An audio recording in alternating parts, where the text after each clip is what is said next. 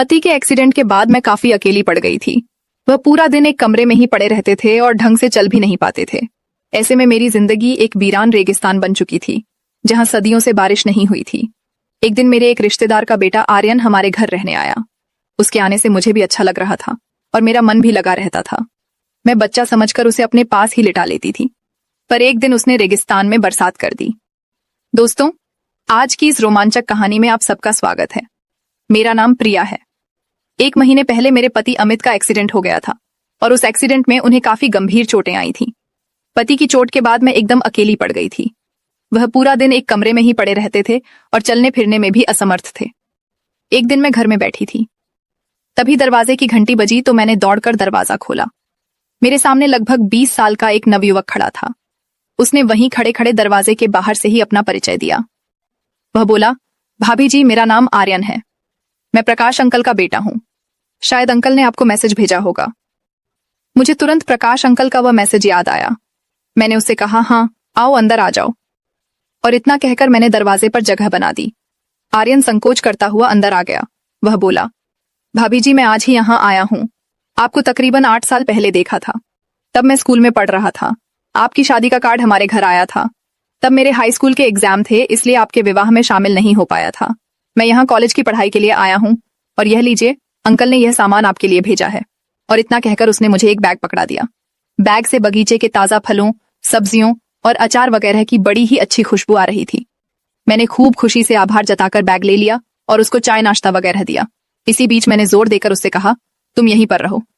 मैं तुम्हारे अंकल को कह चुकी हूँ कि तुम्हें सब कुछ तैयार मिल जाएगा। तुम बस अपनी पढ़ाई लिखाई पर ध्यान देना। आर्यन यह सुनकर बस एक बार में ही मान गया, मानो इसी बात को सुनने के लिए बेचैन था। वह उठा और जल्दी से अपना सारा सामान जो उसने बाहर रखा था झट से अंदर ले आया। उस पूरा दिन आर्यन बस अपना कमरा ठीक करता रहा। कुछ ही देर बाद वह यहाँ अपनापन महसूस करने लगा था, मगर उसका दिल यहाँ इतनी जल्दी लग जाएगा ये मैंने सोचा ही नहीं था। अगले दिन आर्यन को मैंने अपने पति अमित से मिलवाया। आर्यन ये सोचकर हैरान रह गया कि कमाल है, कल दोपहर से रात तक इनकी कोई आवाज तक सुनाई नहीं दी। इस घर में भाभी के अलावा कोई और इंसान भी रहता है, यह मुझे महसूस तक नहीं हुआ। मैंने आर्यन की सोच में सावधान डालते हुए कहा, दरअसल बात यह है कि इनका एक गंभीर एक्सीडेंट हुआ था और तब से यह बेड पर ही पड़े रहते हैं। यह दिन भर तो सोते रहते हैं और रात भर जागते रहते हैं, मगर कल शायद ज्यादा दवाइयों की वजह से वह दिन भर और रात भर सोते ही रहे। दिन कुछ ऐसे ही गुजर रहे थे। मैं आर्यन के आने से बहुत खुश थी। 2 लोगों के इस सुनसान घर में कुछ रौनक सी आ गई थी। आर्यन स्वभाव का काफी अच्छा था और मेरा बहुत ख्याल रखने लगा था। एक रोज की बात है कि मैं किचन में काम कर रही थी और गाने गुनगुना रही थी। तभी आर्यन रसोई में आकर मेरा हाथ बटाने लगा। मैं हंसकर बोली, आर्यन, तुम अभी बच्चे हो, तुम्हारा काम है पढ़ना और सिर्फ पढ़ना। तुम ये सब काम मत करो। जवाब में उसने कहा, हाँ भाभी, पढ़ना तो मेरा काम जरूर है, मगर मैं इतना भी बच्चा नहीं हूं। मैं पूरे 20 साल का हूं। मैंने आश्चर्य से आर्यन की ओर देखा तो वह बोला, हाँ भाभी, मैं अब कॉलेज में पढ़ता हूं। अब मैं बच्चा नहीं रह गया। यह सुनकर मैं बिल्कुल चुप हो गई। एक दिन बातों ही बातों में आर्यन मुझसे मेरे पति अमित के बारे में पूछने लगा कि उनको क्या हो गया था, ये एक्सीडेंट कब और कैसे हुआ था। मैंने उदास होकर कहा, पहले वे बिल्कुल फिट थे और हमारा सारा कारोबार वह अकेले ही देख रहे थे। सब अच्छा चल रहा था और हम हंसी खुशी एक साथ रह रहे थे। फिर एक दिन कुछ ऐसा हुआ कि जब वह कारखाने से वापस घर लौट रहे थे तो रास्ते में उनका एक्सीडेंट हो गया। उस एक्सीडेंट के बाद से हमारी जिंदगी और घर के हालात दोनों ही बदल गए। उनको पैरों पर काफी चोटें आई थीं। सब इलाज करा लिया है, पर वह अभी भी ढंग से चल नहीं पाते हैं। फिलहाल तो उन्हें 2 कदम चलने में भी पूरे 10 मिनट लगते हैं। इसलिए वह ज्यादातर अपने कमरे में ही रहते हैं। सप्ताह में 3 दिन फिजियोथेरेपी कराने वाला आता है और बाकी समय में वह फिल्में देखते हैं और किताबें पढ़ते हैं। डॉक्टर ने कहा है कि समय लगेगा, पर वह धीरे धीरे ठीक हो जाएंगे और आराम से चलने लगेंगे। आर्यन ने यह सुनकर उनकी तरफ देखा। वह जानता था कि हमारी शादी को मुश्किल से 5 साल ही हुए होंगे। वह बोला, भाभी जी, आपकी शादी को तकरीबन 5 साल ही हुए हैं ना? मैं बोली, हाँ 5 साल हो गए हैं। वो बोला, मुझे भी याद है भाभी, उस समय मेरे एग्जाम चल रहे थे और इसीलिए मैं आपसे मिल भी नहीं पाया था। मैं शायद स्कूल में पढ़ता था। तब मैंने एक बार आपको देखा था। आप अंकल के पास कुछ किताबें लेकर आई थी। मैंने कहा, हाँ हाँ। तब तुम्हारे अंकल मेरे गणित के शिक्षक थे और मैं उनको किताबें लौटाने आई थी, क्योंकि इसके बाद मैं दूसरे स्कूल में जाने लगी थी।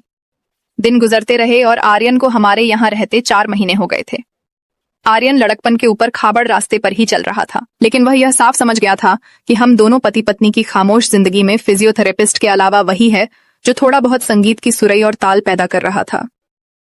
आर्यन मुझसे नज़कियां बढ़ाने की लगातार कोशिश कर रहा था और मुझे भी इतने दिनों से कोई सुख नहीं मिला था, तो मैं भी उसकी तरफ खींची चली जा रही थी। हम दोनों काम से फ्री होने के बाद काफी समय एक दूसरे के साथ बिताया करते थे, साथ बैठकर खाना खाया करते थे और धीरे धीरे करीब भी होते जा रहे थे।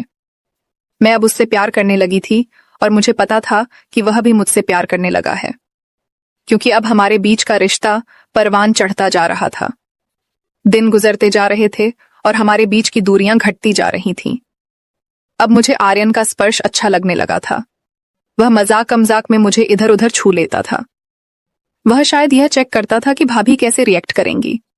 कभी कभी अपने पति के बारे में सोचकर मैं काफी उदास हो जाती थी और मेरी आंखें नम हो जाती थीं। ऐसे में आर्यन ही मुझे संभालता था और मुझे गले लगा लेता था। हम दोनों अब साथ ही लेटने लग गए थे और एक दूसरे में गुम हो चुके थे। एक रोज की बात है। आर्यन आज बिल्कुल ही फुर्सत में था, इसलिए वह गीत गुनगुनाता हुआ रसोई में आया और झट से मेरी दोनों आंखें बंद करके मेरे कानों में अपना मुंह लगाकर बोला, भाभी, आज मैं आपका सारा काम कर दूंगा, आप इधर आओ और आराम से बैठो। वह हौले हौले मेरे मुलायम धुले गीले और खुशबूदार बालों को लगभग सूंघता हुआ मुझको एक कुर्सी पर बैठाने लगा। मैं भी अब मस्ती में आ गई थी। मैं कुर्सी से उठ गई और उसको कुर्सी पर बैठाकर खुद उसकी गोद में आसीन हो गई। हम दोनों कुछ पल ऐसे ही रहे, ना हिले डुले और ना ही कुछ बोले, बस चुपचाप एक दूसरे को महसूस करते रहे। अभी 2 मिनट बीते होंगे कि कहीं से कुछ खांसने की आवाज आई तो हम दोनों चौंक गए और घबराकर मैंने आर्यन को अपने आप से तुरंत अलग किया। हालांकि आर्यन की इच्छा नहीं थी कि वह मुझसे अलग हो, पर फिर भी कुछ सोचकर वह मुझसे अलग हुआ और मुस्कुराता हुआ किचन से बाहर चला गया। वह बाहर जाकर बैठ गया और हमारे बीच के पलों को याद करके मुस्कुराने लगा। मैंने ये सब देख लिया था। मैं उसके पास जाकर बैठ गई और उसके गाल पर एक हल्की सी चपत लगाकर और दूसरे गाल पर मीठा सा चुंबन देकर उठ खड़ी हुई। उस पर आर्यन बोला कि भाभी, दूसरे गाल से इतनी नाइंसाफी क्यों? वह अपनी जगह से खड़ा हो गया और मेरे बगल में आकर काम करने लगा। वह बार बार मुझे छू रहा था। मेरे बदन में तो जैसे बिजली दौड़ रही थी। मैं उसके स्पर्श से कितनी प्रफुल्ल थी, यह से बस ये मैं और मेरा प्यासा मन ही जानता था। मैं तो ऐसे अद्भुत अनुभव को तरस ही गई थी। मगर उस सुबह आर्यन ने मेरा सारा अधूरापन दूर कर दिया था। कई महीनों बाद आज रेगिस्तान में बरसात हुई थी और जम के हुई थी। हम दोनों मुरझाने के बाद बेड पर ही पड़े हुए थे। तभी खांसने की आवाज दोबारा आने लगी। मैं एक कप चाय लेकर आर्यन को प्यार से देखती हुई उस कमरे से निकली और पति के कमरे तक पहुंच गई। आर्यन भी कपड़े पहनकर बाहर आया और अपना नाश्ता बनाने लगा। मैं वहीं अपने पति के पास बैठ गई और उनकी तबीयत के बारे में पूछने लगी। जब मैं काफी देर बाद भी पति के कमरे से बाहर नहीं आई तो आर्यन फिर से तड़पने लग गया। उसने जानबूझकर किचन में बर्तन गिराने शुरू कर दिए, मगर मैं उसके इस इशारे को सुनकर भी उसके पास नहीं गई। मैं अपने पति की दोनों हथेलियों को सहला रही थी, पर मुझे ऐसा लग रहा था कि मैं आर्यन की हथेलियों को सहला रही हूं। मैं आर्यन के साथ बिताए हुए पलों में खोती जा रही थी और अपने आप से बोल रही थी कि प्यार हमारे जीवन में बिल्कुल इसी तरह आना चाहिए। किसी उन्मुख झरने की तरह मेरे भीतर गुदगुदाहट सी छा रही थी। लेकिन मैं इस बात से बिल्कुल ही बेखबर थी कि मेरे पति को मेरा यह बर्ताव बेहद अजीब लग रहा था। वह भी यह महसूस कर रहे थे कि मैं अचानक से बहुत ही खुश रहने लगी हूं। मैं उनके साथ भी नहीं लेटती थी और अगर लेटती भी तो उनकी तरफ पीठ करके लेटती थी। मैं नई नवेली दुल्हन सी बन चुकी थी और मेरे तेवर और मेरे अंदाज मेरे पति को हैरान कर रहे थे। आर्यन भी, जो शुरू में उनसे कभी कभार 1 सेकंड के लिए ही मिलता था, वह अब कंधे भी दबा रहा था और चाय भी पिला रहा था। एक दिन रसोई में मैं चाय बना रही थी, तभी आर्यन ने आकर मुझे पीछे से अपनी बाहों में भर लिया और मुझे चूमने लगा। मैं भी उससे लिपट गई और हम दोनों एक दूसरे में खो गए। तभी खट की आवाज आई।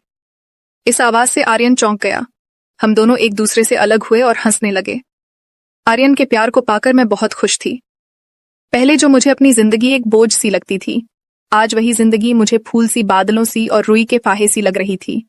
मैं आर्यन के यहाँ आने को कुदरत के किसी करिश्मे की तरह मान चुकी थी।